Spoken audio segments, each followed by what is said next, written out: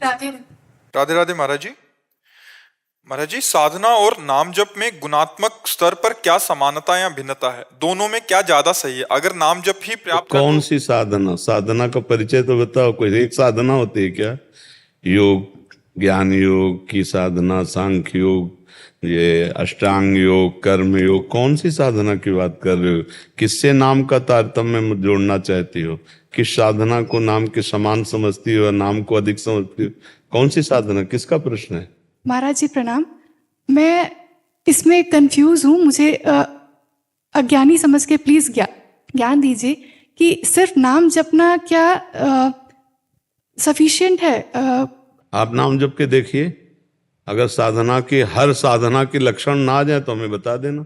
तो फिर पहले के ऋषि मुनि साधना क्यों करते थे? अलग अलग मार्ग हैं, जिसको जो मार्ग प्रिय हो उस मार्ग में चले।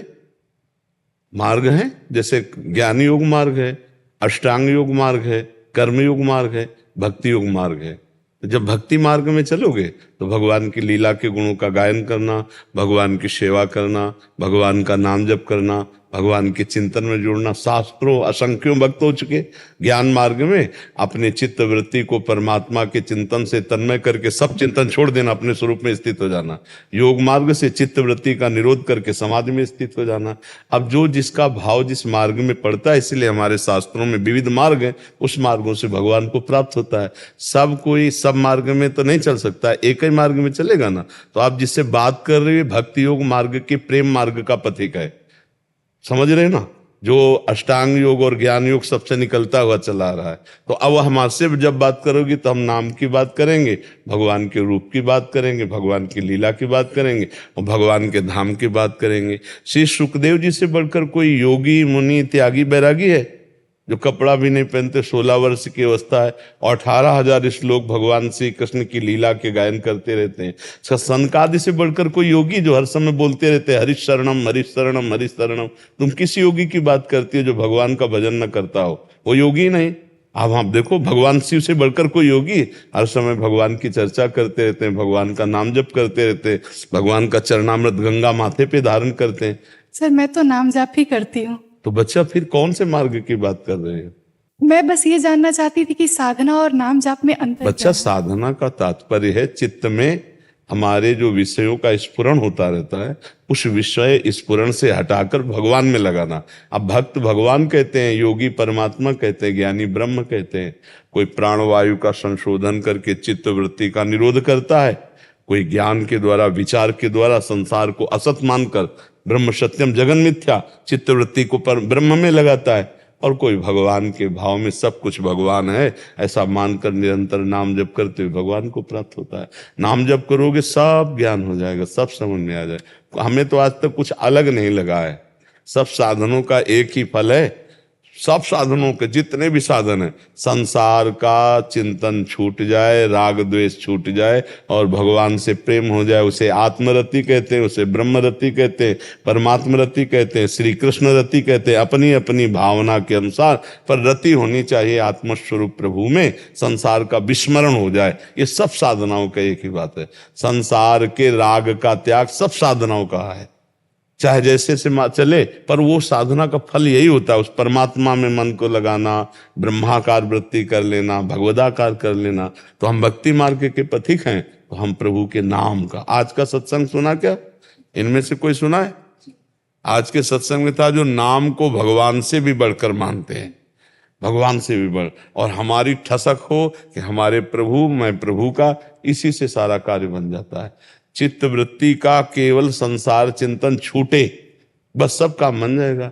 जीव परमात्मा स्वरूप पहले भी था, अब भी है, आगे भी रहेगा।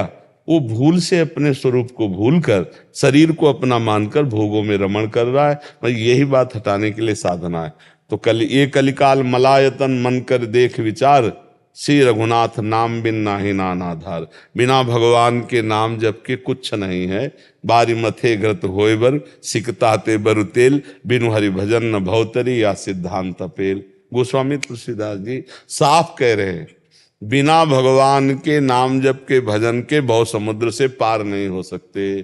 खास करके युग धर्म है, ये तो बहुत है मलिनता फैला रहा है, इसमें तो नाम जप ही है। देखो, कृतयुगे ध्यायते विष्णु, त्रेतायाम यजते मखई, द्वापरे परिचर्यायाम, कलौ तद्धरि कीर्तनात्। सतयुग में ध्यान के द्वारा भगवान की प्राप्ति होती, सब पवित्र हृदय के सब आत्म स्वरूप में ध्यान। त्रेतायाम यजते मखई, त्रेता में यज्ञ के द्वारा भगवान की प्राप्ति होती। द्वापरे परिचर्यायाम, द्वापर में पूजा के द्वारा। अब कलयुग में तीनों साधन नहीं हो सकते। आंख मूंद के देखो, मन कितना चंचल भोगों में जा रहा है, अंधेरा दिखाई देता है, तो ध्यान तो हो नहीं सकता। अब वो यज्ञ, यज्ञ के लिए धान्य सही नहीं। अच्छा, कौन सी ऐसा अन्न है जो खाद के बिना बोया जा रहा हो? सब में खाद लग रही, केमिकल सब में लग रहे हैं, जहर का छिड़काव हो रहा, सब अपवित्र हो रहा है। अच्छा, पूजा, अब पूजा किस तरह से हो, कौन से पदार्थ? आप देखो ना, वो शीशे में साफ स्वच्छ रखी, लेकिन वो भोग बनाने लायक, भोग लगाने लायक नहीं है, पूजा लायक वस्तुएं नहीं है। पूजा भी एक अधूरी सी रह गई। अब एक बात रह गई, कलयुग केवल नाम आधारा, सुमिर सुमिर नर उतरे। अगर विश्वास मान लो तो वह नाम जब से भगवत प्राप्ति हो जाएगी। अच्छा, यज्ञ बराबर थोड़ी होती है, पूजा बराबर थोड़ी होती है, पूजा का एक समय होता है। अच्छा, अन्य समय चिंतन छूटा भगवान का और मर गए तो फिर भगवत प्राप्ति थोड़ी होगी। लेकिन हर समय नाम जब चल रहा है तो हर श्वास में, इसमें न पैसे। अच्छा, यज्ञ कोई साधारण आदमी कर पाएगा? उसके लिए अर्थ चाहिए, विद्वान चाहिए, हर तरह की व्यवस्था चाहिए। लेकिन यज्ञों में सबसे श्रेष्ठ यज्ञ गीता जी में भगवान ने कहा, यज्ञानाम जप यज्ञोष्मि।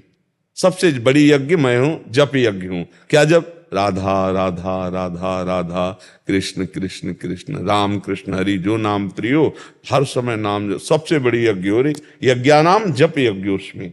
यज्ञों में सबसे बड़ी यज्ञ में कौन हो? बोले जप यज्ञ हो, नाम जप करो। तो कलयुग में भगवान के भजन से ही विशेष भगवत प्राप्ति। अन्य युगों में तो थोड़े और साधनाएं भी थी, यज्ञ है, पूजा है, ध्यान है। कलयुग में अब आडंबर बढ़ाना बात अलग है, बिना भजन के भगवान की प्राप्ति नहीं होनी, पक्की बात समझ। हर चीज में अशुद्ध। सीधी दाल आप धो के देखो, वो भी हरे रंग से रंगी हुई है, नहीं? फल फूल आप देखो, केमिकल लगे हुए सब आपको मिलेंगे। अब वो भगवान के भोग लायक थोड़े गए। तो पूजा भी सिद्धि प्राप्त कराने वाली इस समय नहीं रह गई है, क्योंकि सब चीज अशुद्धता में बदलती चली जा रही। एक चीज है जो बिना पैसा के और सबसे बड़ी निश्चित भगवत प्राप्ति हो जाएगी, वो है नाम। देखो, इसमें पैसा नहीं लगता, इसमें मिलावट नहीं है। हम राम राम राम राम हर समय रटे, कृष्ण कृष्ण रटे, राधा राधा रटे, और चहुं जुग चहुं श्रुति नाम प्रभाव, कल विशेष नहीं अनुपाव। चारों युगों में, चारों वेदों में भगवान के नाम की महिमा है। जो नाम में विश्वास कर लिया तो निश्चित भगवत प्राप्ति हो गई। हम पनवासल लगाए बैठे मान लो साधना में, हमारा चित्त संसार का चिंतन कर रहा, तो मरेंगे तो संसार ही तो मिलेगा। भरत जी गंडकी नदी के किनारे हैं, राज परिवार सब छोड़े आए हैं, साधना कर रहे हैं, और हिरन में ममता हो गई तो हिरन बने कि नहीं बने?